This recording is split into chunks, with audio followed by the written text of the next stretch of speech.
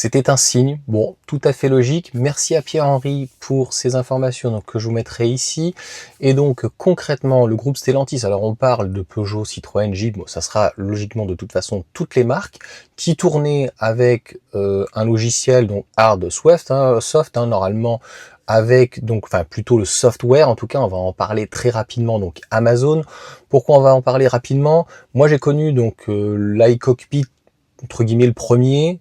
Le deuxième, ça tournait plutôt pas mal, mais après le troisième, on l'a vu et je l'ai vu dans les vidéos, et c'est pour ça que moi, pour une personne, donc membre de ma famille, qui a déjà eu le premier, le deuxième, beaucoup de Peugeot, etc., je lui avais déconseillé déjà le PureTech qu'il avait déjà eu, la boîte de vitesse un petit peu qui était moins bien, donc la boîte 8 de chez Essien est très très bien, mieux que les AT6, la EAT6, etc. machin, mais c'est le service en fait, le système, on va dire, d'Amazon, puisque à la base c'est Amazon, même si on va dire que c'est Peugeot, c'est un peu un mélange des deux. Bref, tous ces sous-menus, etc., on sait, c'était très mal fait.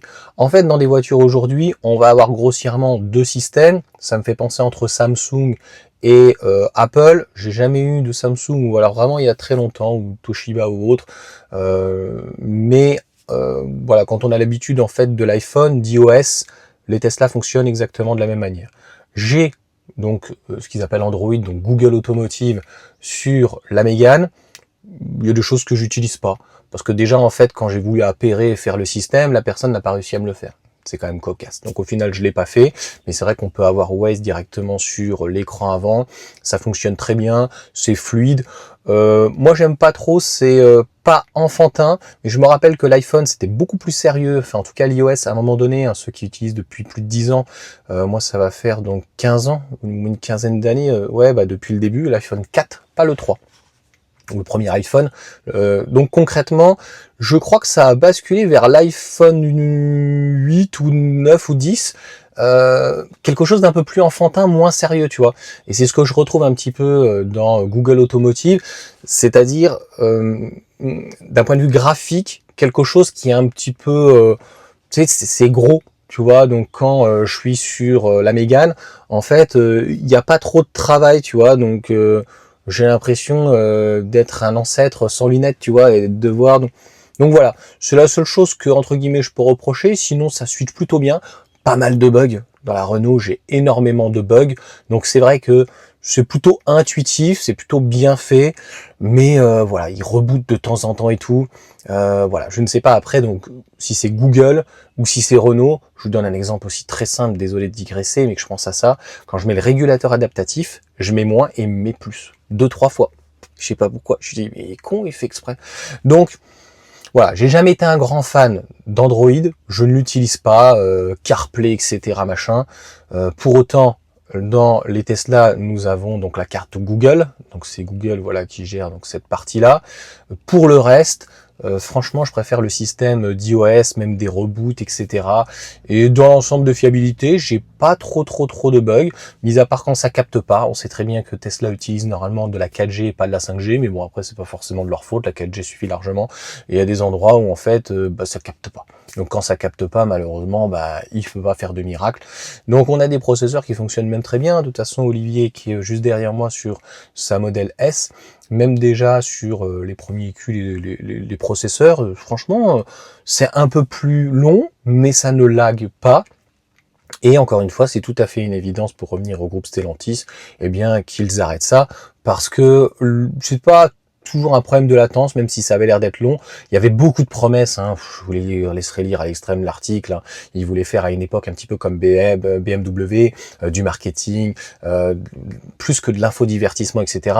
Et finalement, ça n'a jamais réellement tourné. Et le pire dans tout ça, c'est-à-dire que plus il y avait une interaction sur l'écran, et plus en fait on se rendait compte que ça a ramé. Voilà, il y a plein de youtubeurs qui l'ont testé, et ceux au minimum qui étaient honnêtes disaient, mais attends, pourquoi il y a encore un sous-menu, du sous-menu, du machin et tout, c'est pas du tout intuitif, mais comment en fait des ingénieurs, des informaticiens en fait ont pu faire ce genre de choses? Enfin, c'est pas du tout en fait intuitif. Donc sur le 3008, c'est ce qu'on retrouve. On verra sur le C5 Aircross par exemple, qui est sur une dalle au final beaucoup plus grosse, donc voir en fait si on a quelque chose de mieux fait. Mais voilà, le groupe, on va dire Stellantis, se sépare du système d'Amazon pour tomber donc Google Automotive. Hein, il y a déjà BMW, il y a Audi, il y a Renault bien sûr.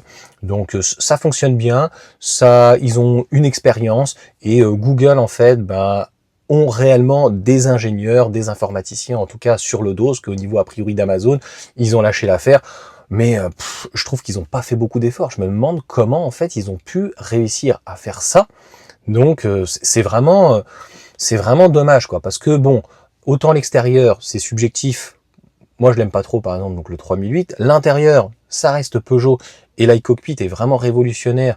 Ils sont vraiment allés encore plus loin que la deuxième génération, et avec les petits pianos, etc., qui ressemblent éventuellement à de l'aviation ou autre. Mais pour le reste, franchement, c'est vrai que un véhicule, notamment électrique, les gens n'arrivent peut-être pas à comprendre, mais c'est que de l'électronique. Donc on a besoin, en fait, on n'a plus besoin forcément de boutons, et c'est surtout qu'on a un écran. Donc à un moment donné, en fait, on peut pas être au four et au moulin. Donc pour moi, on supprime le maximum de boutons, et on met tout sur un écran. Sinon, on supprime l'écran. C'est pas que, mais en fait, on n'est pas hypocrite. Voilà, on peut pas avoir les deux en même temps, je vois pas en fait l'intérêt.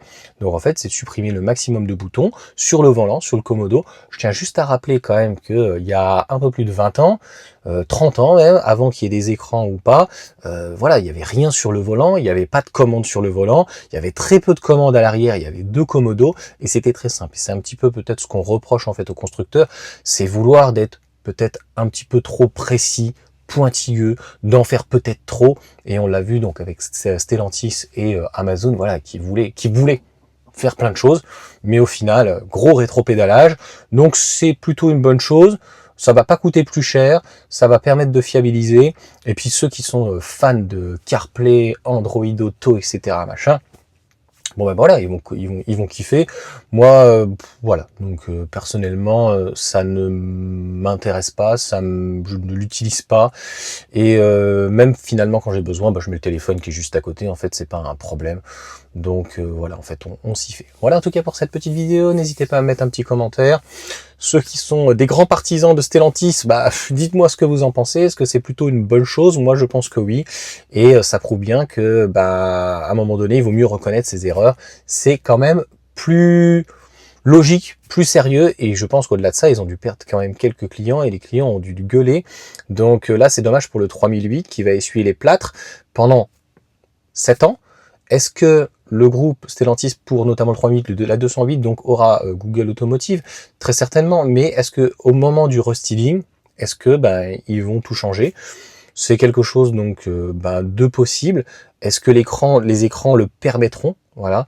Et c'est aussi à Google, la force de Google, de pouvoir intégrer finalement dans un écran, puisque les écrans finalement du groupe Stellantis ne sont pas du tout les mêmes finalement d'une marque à une autre, et de pouvoir donc préserver, on va dire, la personnalité du véhicule et des écrans, mais aussi donc en même temps de pouvoir intégrer finalement Android Auto, si on peut dire. Allez, sur ce, ciao à tous.